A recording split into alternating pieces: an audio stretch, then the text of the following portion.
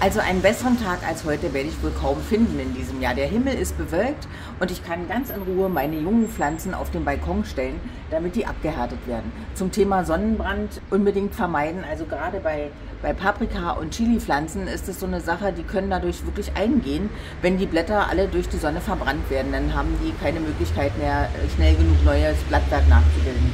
Also heute alles raus, die Tomaten, die Chilis und Paprika, damit die sich richtig gut eingewöhnen können. Und der Rest wartet ja schon draußen im Garten. Ob Chilis, Gurken oder Tomaten, alles will ja mal in den Garten. Und Sonnenbrand würde die Pflanzen schwächen, das würde sich bei der Ernte rächen. Doch immer fein dosiert wird das Risiko minimiert. So, jetzt habe ich meine Schüttelreime für heute fertig und fange mal an, meine Tomätchen, die ich von zu Hause mitgebracht habe, hier in meinen Frühbeetaufsatz zu setzen. Sehen die nicht fantastisch? Sehen die nicht einfach nur gigantisch und wunderschön aus? Ja, also Abmarsch rein hier. Der Deckel ist dafür da, dass wir dann ein bisschen zumachen können, wenn die Sonne zu stark scheint. Aber heute ist ideal, so ein bisschen Wolken, ein bisschen Sonne. Also perfekt. Ja. Es ist jetzt Mitte Mai und das ist eine Tomate, die sie selber ausgesät hat. Die hat natürlich gegenüber ihren Kollegen nicht so die richtig guten Chancen. Und so sehen mittlerweile die Tomaten aus, die ich ausgesät hatte. Jetzt sind die schon seit gut einer Woche hier draußen im Garten, um sich einzugewöhnen. Und heute kommen sie dann ins Beet. Also endlich ist es heute soweit, nachdem eine Woche lang die Tomaten im Schatten auf dem Balkon oder auch hier im Garten gestanden haben, schon ein bisschen Sonne geschnuppert haben, UV-Licht abbekommen haben, sind die richtig geschossen. Man merkt richtig, die wollen raus. Und heute geht's auch raus.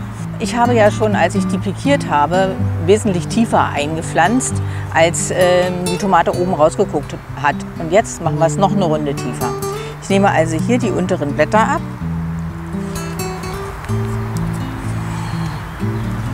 Und pflanze die jetzt mit dem Zeitungspapier, weil das wird sich vollkommen auflösen, mit dem Zeitungspapier bis ungefähr hier oben hin ein. Das heißt, der ganze Stängel kann dann Wurzeln bilden und mit den Wurzeln kommen natürlich auch die Nährstoffe in die Pflanze rein und es werden fantastische Früchte, hoffe ich.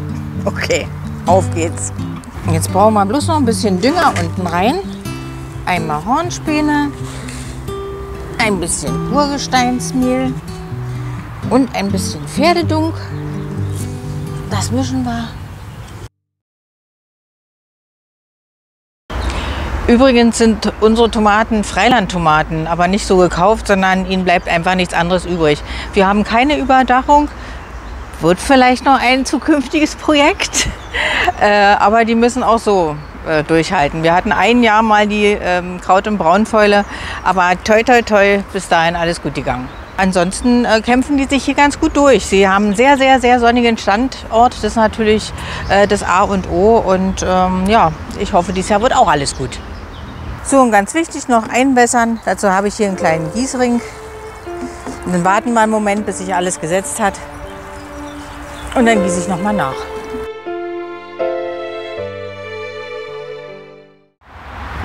Nachdem ich gestern die Tomaten alle verwurstelt habe, sind heute die Paprika und die Chilischoten dran gewesen. Die habe ich jetzt schon ins Hochbeet gesetzt.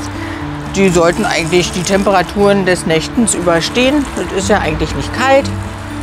Ja, und bei Paprika und Chilischoten sollte man dran denken, immer ein Stöckchen mit dabei zu geben, damit wir die nachher anbinden können. Denn die werden doch ganz schön schwer. Und dann brauchen die ein bisschen Hilfe und ein bisschen Stand. Ja, und ich kann es ja nicht abwarten, bis das endlich die Ernte...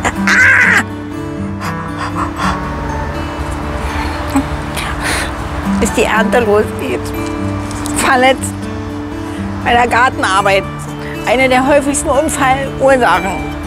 Hat mich jetzt auch erwischt. Ja, bis zum nächsten Mal.